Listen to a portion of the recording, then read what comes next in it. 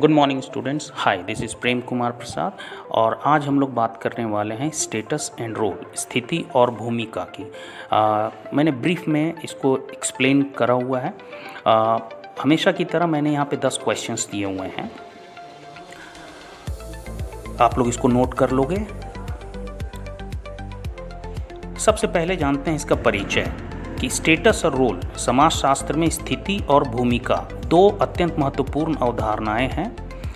हर व्यक्ति समाज में एक विशेष स्थान रखता है जिसे हम स्टेटस कहते हैं, और उस स्थान और उस पद के अकॉर्डिंग जो वो रोल निभाता है, जो कार्य अपेक्षा की जा रही है उस पद पर बैठकर, उसे रोल कहते हैं, भूमिका कहते हैं। अब आते हैं इसके प्रकार के बारे में। तो ये 3 तरह के होते हैं: अस्क्राइब्ड स्टेटस, अचीव्ड स्टेटस और मास्टर स्टेटस। अस्क्राइब्ड स्टेटस वो होता है जो जन्म के साथ आपके साथ जुड़ी हुई होती है, जैसे जाति, लिंग, पारिवारिक पृष्ठभूमि, धर्म। और अचीव्ड स्टेटस जब आप पढ़ लिख कर या कुछ काम करके जब शिक्षक, डॉक्टर, नेता, खिलाड़ी इत्यादि बनते हो, वो अचीव्ड स्टेटस होता है। और मास्टर स्टेटस वो होता है जिससे आपकी पहचान, जिससे आपकी आइडेंटिटी ज़िंदगी भर के लिए बन जाती है। जैसे महात्मा गांधी की, जैसे हम लोगों ने राष्ट्रपिता का संबोधन किया हुआ है उनके लिए, तो वो उनकी एक मास्टर स्टेटस है, वो उनकी आइडेंटिटी बन गई है। अब आते हैं भूमिका, रोल की परिभाषा पे। तो रोल का मतलब है सीधा सीधा आप किसी पद से जुड़े हुए हैं और उस पद के अकॉर्डिंग, उस पद की अपेक्षा आपको जो क्रियाएं, जो व्यवहार, जो रोल, जो भूमिका निभाना होता है, उसे आप भूमिका कह सकते हैं। राल्फ लिंटन ने भी यहाँ पे अपना डेफिनेशन दिया हुआ है और पार्सन्स ने भी। अब जानते हैं भूमिका के प्रकार। एक होता है प्रिस्क्राइब्ड रोल और एक होता है एक्चुअल रोल। प्रिस्क्राइब्ड रोल मतलब नियत भूमिका, समाज द्वारा निर्धारित भूमिका। जैसे शिक्षक का काम है पढ़ाना, डॉक्टर का काम है इलाज करना। एक्चुअल रोल होता है वास्तविक भूमिका, व्यक्ति द्वारा वास्तव में निभाई जाने वाली भूमिका, वो एक्चुअल रोल कहलाती है। रोल कॉन्फ्लिक्ट और रोल सेट, जब व्यक्ति पर कई भूमिकाएं एक साथ दबाव डालती है, जैसे कि एक महिला जो माँ भी है, शिक्षिका भी है और पत्नी की भूमिका में भी है, तो उसमें भूमिका में थोड़ा बहुत संघर्ष होने लगता है। और रोल सेट भूमिका समूह, एक स्थिति से जुड़ी हुई कई भूमिकाओं का समूह। उदाहरण के तौर पे जैसे मैं प्रोफेसर हूँ, मेरा रोल सेट शिक्षक का भी है, मार्गदर्शक का भी है, परीक्षक का भी है, सलाहकार का भी है। स्थिति और भूमिका का संबंध आप लोग इस पेज से समझ सकते हो। इसको आप लोग आराम से कॉपी पे लिख लेना ताकि आप लोगों को इसका अर्थ, स्थिरता, उदाहरण और संबंध, इसके बारे में जानकारी मिल सके। नेक्स्ट है इसका महत्व क्या है समाज में। यह व्यवस्था और अनुशासन बनाए रखने में मदद करता है, अधिकार और कर्तव्य को स्पष्ट करता है, एकता और सहयोग का आधार बनता है और सामाजिक पहचान को स्थिर करता है।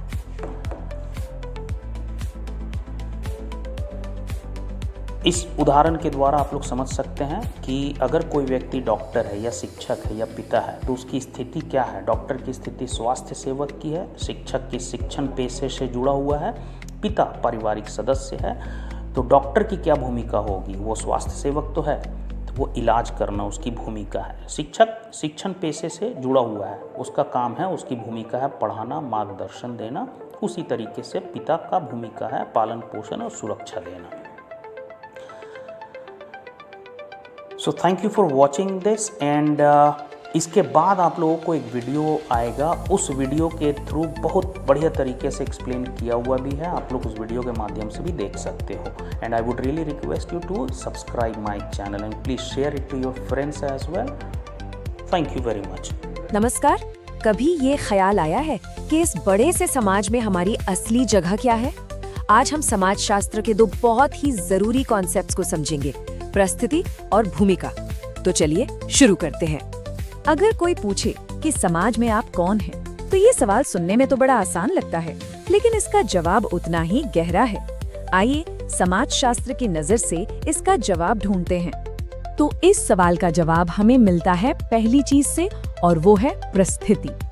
आसान भाषा में कहें तो ये समाज में हमारा पद या हमारी पोजीशन है। तो परिस्थिति का मतलब क्या है? सीधा सा मतलब है आप क्या हैं, ये नहीं कि आप क्या करते हैं। जैसे कोई छात्र है, कोई पिता है, कोई नागरिक है, ये सब परिस्थिति के ही तो उदाहरण हैं। अच्छा, पर क्या सारी परिस्थितियाँ एक जैसी होती हैं? बिल्कुल नहीं। कुछ तो हमें जन्म से ही मिल जाती हैं, जैसे हमारी जाति या हमारा लिंग। इन्हें कहते हैं प्रदत्त परिस्थिति। और दूसरी वो होती हैं जिन्हें हम अपनी मेहनत, अपनी काबिलियत से कमाते हैं, जैसे डॉक्टर या टीचर बनना। इन्हें कहते हैं अर्जित परिस्थिति। अब सोचिए, कई बार हमारी एक पहचान इतनी बड़ी हो जाती है कि बाकी सब उसके पीछे छिप जाती है। इसी को समाजशास्त्री कहते हैं प्रधान परिस्थिति या फिर मास्टर स्टेटस। सबसे बढ़िया उदाहरण है महात्मा गांधी। सोचिए, वो एक वकील थे, एक पति थे, एक पिता भी थे, लेकिन इन सब से बढ़कर उनकी एक पहचान थी जिसने सब कुछ ढक दिया, और वो थी राष्ट्रपिता की। यही थी उनकी प्रधान परिस्थिति। चलिए, तो परिस्थिति तो समझ आ गई, पर कहानी यहीं खत्म नहीं होती। हर परिस्थिति के साथ कुछ उम्मीदें जुड़ी होती हैं, कुछ काम जुड़े होते हैं, और बस यहीं से एंट्री होती है भूमिका की। तो भूमिका क्या है? समझिए, ये वो स्क्रिप्ट है जो हर परिस्थिति के साथ आती है। ये हमें बताती है कि हमें करना क्या है। अगर परिस्थिति जवाब है कोई क्या है का, तो भूमिका जवाब है वो क्या करता है का। अब देखिए, असल जिंदगी में तो ऐसा होता नहीं कि हमारे पास बस एक ही परिस्थिति हो। हम एक ही वक्त में कई होते हैं। जैसे मान लीजिए एक महिला है जो एक माँ भी है, एक टीचर भी और एक पत्नी भी। और बस यहीं से चीजें थोड़ी पेचीदा हो जाती हैं। क्या होगा जब एक माँ के तौर पर उनकी जिम्मेदारियां एक टीचर के तौर पर उनकी जिम्मेदारियों से टकराने लगे? इसी टकराव को कहते हैं भूमिका संघर्ष। अरे, बात यहीं खत्म नहीं होती। कभी कभी तो एक ही परिस्थिति के साथ कई भूमिकाएं जुड़ी होती हैं।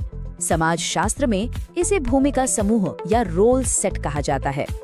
मिसाल के तौर पर एक प्रोफेसर को देखिए। अपने स्टूडेंट्स के लिए वो एक टीचर हैं।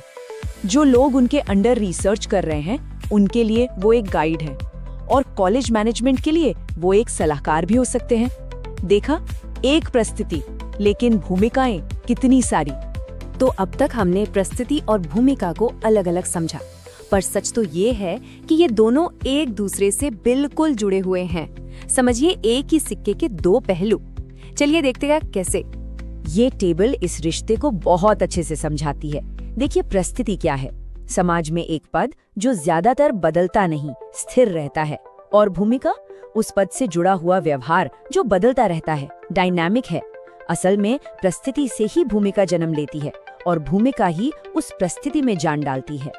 एक बहुत मशहूर समाजशास्त्री हुए रैल्फ लिंटन, उन्होंने इस रिश्ते को बहुत खूबसूरती से एक लाइन में बताया था। भूमिका परिस्थिति का गतिशील पहलू है। मतलब भूमिका ही वो एक्शन है, वो काम है जो स्टेटस को असली मतलब देता है।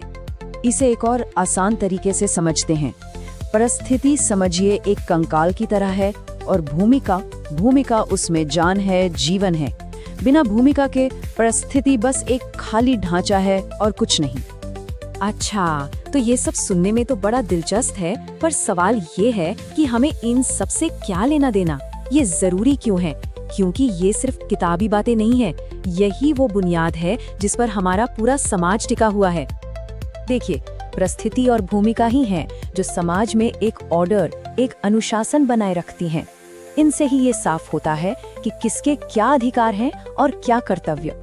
और जब सब कुछ साफ होता है, तभी तो समाज में एकता और सहयोग की भावना बनती है। कुल मिलाकर यही हमारी सामाजिक पहचान को मजबूत करती हैं। तो चलिए, इस चर्चा को वहीं खत्म करते हैं जहां से शुरू किया था, पर एक नए सवाल के साथ। आज के दिन, इस पल में आपकी सबसे बड़ी पहचान क्या है? आपकी प्रधान परिस्थिति क्या है? सोचिएगा जरूर।